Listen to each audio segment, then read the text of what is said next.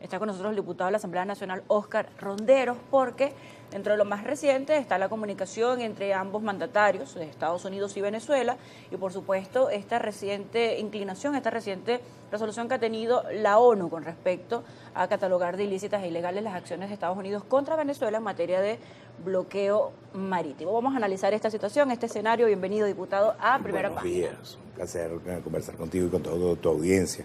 Bueno, debemos empezar por decir que parece que los Estados Unidos se quedó muy solo en el Consejo de Seguridad de Naciones Unidas.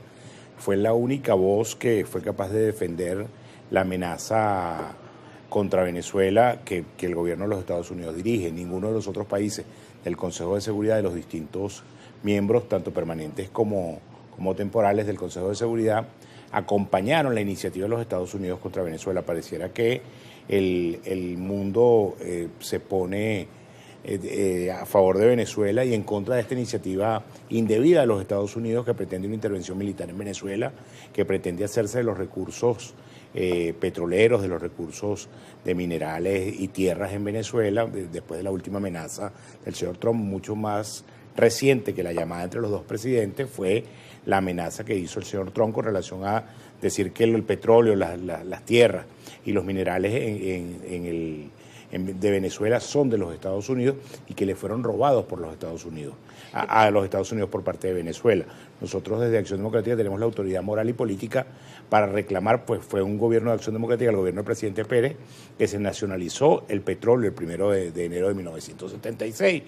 que además venía siendo consecuente con la política petrolera de Acción Democrática, que desde el trienio del 45-48 ya había establecido el 50-50 con las empresas petroleras y que venía estableciendo una política de clara línea nacionalista que ha venido siendo sostenida en el tiempo por todos los gobiernos de Venezuela. Diputado, usted precisamente pertenece a Acción Democrática, milita en este partido de oposición que se encuentra activo acá en Venezuela. Algunos voceros ya replicaban rápidamente en redes sociales que si esta decisión de países y de la ONU representaba un espaldarazo al actual gobierno en Venezuela, que si se leía de la misma manera respaldar a Venezuela con respecto a los ataques de Estados Unidos y también podría representar, bueno, que había apoyo, reconocimiento hacia el actual gobierno cuando otros estaban buscando quizás un cambio o había un rechazo o desconocimiento hacia esta figura en Venezuela. Estas decisiones de los países y de la ONU va de la mano, significa lo mismo, el respaldo a Venezuela y al actual gobierno. Es que más que un respaldo al gobierno es un respaldo al Estado venezolano. Por eso cuando nosotros decimos que estamos defendiendo nuestros minerales, estamos defendiendo nuestro petróleo, estamos defendiendo nuestra tierra, no estamos defendiendo al gobierno, estamos defendiendo a esos bienes que son propiedad de todos los venezolanos, tal como lo establece el artículo 12. Por eso me trae la Constitución, porque es importante que todos los venezolanos tengamos en cuenta que el artículo 12 de la Constitución, que se ha venido sosteniendo, incluso había un artículo semejante en la Constitución del 61, dice: los yacimientos mineros y de hidrocarburos, cualquiera que sea su naturaleza, existente en el territorio nacional, bajo el lecho del mar territorial, en la zona económica exclusiva y en la plataforma continental, pertenecen a la República, son bienes del dominio público y por tanto inalienables e imprescriptibles. Las costas marítimas son bienes del dominio público. ¿Qué significa eso? Bueno, que esos bienes no pueden ser cedidos, traspasados, ni usufructuados por ningún órgano internacional distinto al gobierno que los venezolanos nos demos legítimamente. Además, si revisamos el artículo 11 e incluso el 13, cuando avanzamos, dice: el territorio no podrá ser jamás cedido, traspasado, arrendado, ni en forma alguna enajenado, ni aún temporal o parcialmente, a estados extranjeros o a otros sujetos de derecho internacional. El espacio geográfico venezolano es una zona de paz. No se podrán establecer en él bases militares extranjeras o instalaciones que tengan de alguna manera propósitos militares por parte de ninguna potencia o coalición de potencias. Queda claramente establecido en nuestra Constitución que son derechos inalienables y que el Estado venezolano los debe ejercer en representación de todos los venezolanos.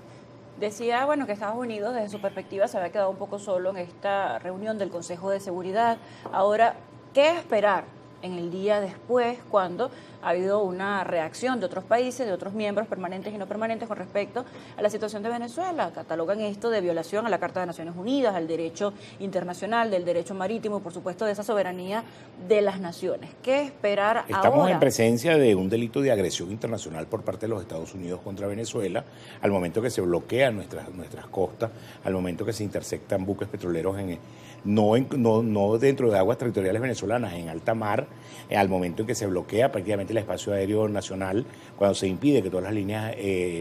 aéreas internacionales no puedan venir a Venezuela. Muchos venezolanos no pudieron venir a pasar estas temporadas navideñas de 24 y 31 con sus familias, pues tenían viajes previstos con algunas líneas internacionales, y este bloqueo que el señor Trump nos ha impuesto del espacio aéreo ha impedido que los venezolanos puedan venir a pasar estas fiestas con su familia como lo tenían previsto. Más de uno perdió el pasaje, más de uno incluso todavía no le han devuelto el reembolso del costo de estos pasajes, gente que ahorró durante años para venir a pasar estas fiestas con su familia, y el señor Trump decidió aguarle la fiesta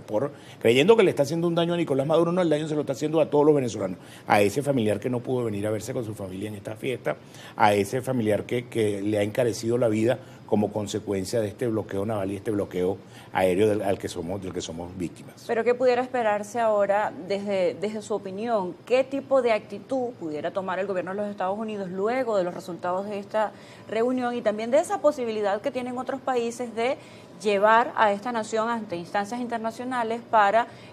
enjuiciar, para juzgar, para presentar diferentes tipos de denuncias? No solamente el gobierno venezolano tiene esa posibilidad, sino que otros países miembros también pueden tener ese reclamo por la vía judicial. ¿Qué pudiera pasar ahora? Lo natural sería que se restableciera el diálogo entre ambos gobiernos y que se establecieran unas condiciones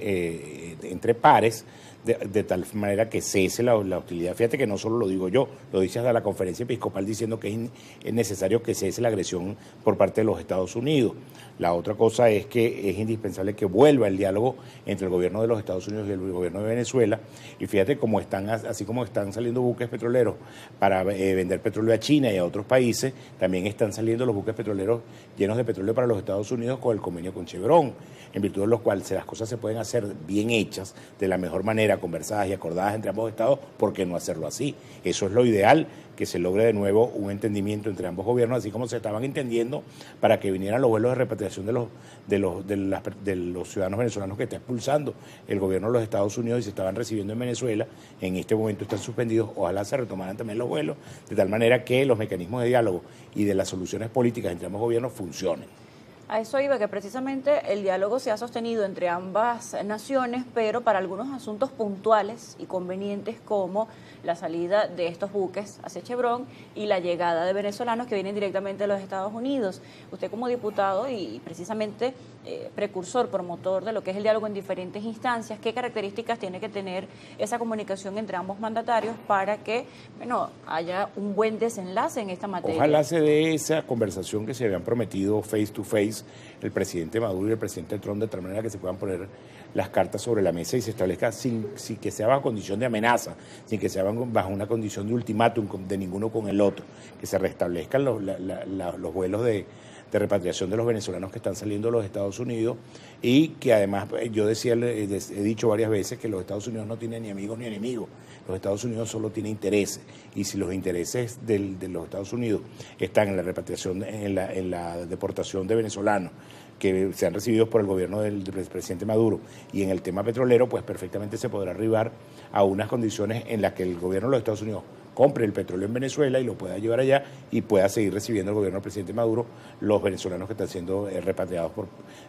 desde los Estados Unidos. Allí toca el tema de los intereses, y muchos analistas catalogan el tema de los Estados Unidos como todo se maneja por intereses, pero algunos se preguntan si necesariamente todos los intereses de Estados Unidos están puestos en Venezuela, porque siguen saliendo estos buques con esta alianza con Chevron, pero los que se han visto afectados son los que van hacia el continente asiático, los que van hacia otros continentes. Entonces algunos se preguntan si necesariamente esta retaliación es contra Venezuela o se trata también de alguna estrategia comercial para afectar a esos otros rivales que tiene Estados Unidos y que definitivamente necesitan del crudo porque venezolano. Parece que los Estados Unidos cayó en cuenta que a través del petróleo sancionado venezolano le estaba abaratando los costos del combustible a China y a sus competidores comerciales, y por eso viene esta acción que pareciera no ser solo contra Venezuela, porque el momento en que el buque zarpa del puerto venezolano cargado de petróleo ya pagado por el comprador, ese petróleo no es de Venezuela, ese petróleo es del chino que lo compró y que está siendo impedido en su relación comercial con Venezuela. La Asamblea Nacional la semana pasada aprobó la ley de protección a las embarcaciones en la intención de proteger el comercio marítimo de Venezuela y el comercio petrolero en concreto, de tal manera que la jurisdicción venezolana alcanza a cualquier ciudadano del mundo que atente contra un agente comercial que haya comprado petróleo y se le aborden sus buques en alta mar. Fíjate que si en alta mar no hay jurisdicción del Estado venezolano, pero hay jurisdicción en tanto y en cuanto esa agresión se produce porque ese comprador es un comprador del petróleo venezolano, en la intención de proteger nuestra navegabilidad y en la intención de atacar la piratería. Entendiendo también lo reciente de esta ley que cerraba un balance de 100 leyes sancionadas en este periodo de los últimos 5 años para los parlamentarios, me gustaría conocer un poco más a detalle esta ley porque surge precisamente, aflora en esta situación de interceptación de buques petroleros, de amenazas, de aumento de número de sanciones para los buques, también para las empresas navieras, no solamente para aquellos que están ya circulando en el mar, sino que ha habido un aumento, un repunte de sanciones. ¿Qué otros detalles tiene esta ley recientemente aprobada en la Asamblea Nacional? Bueno, la ley intenta proteger la navegabilidad de los buques que salen de Venezuela con petróleo, en la intención de atacar la piratería a la que estamos siendo objeto esos buques por el hecho de traer petróleo venezolano, que la única cosa que obra en contra de ellos es una sanción del gobierno de los Estados Unidos y de la Oficina del Tesoro norteamericano, pero no hay una limitación al comercio petrolero venezolano. No puede ser un agente extranjero, un gobierno extranjero, el gobierno de los Estados Unidos, quien diga a quién sí, a quién no se le puede vender petróleo y en qué buque puede o no puede Venezuela vender petróleo. En consecuencia, esta ley ataca y existe la posibilidad de la persecución penal por parte del Estado venezolano de los agentes que ataquen este tipo de buques en alta mar. Es un mecanismo de extensión de la jurisdicción venezolana para proteger a los buques que compran petróleo en Venezuela y que sacan petróleo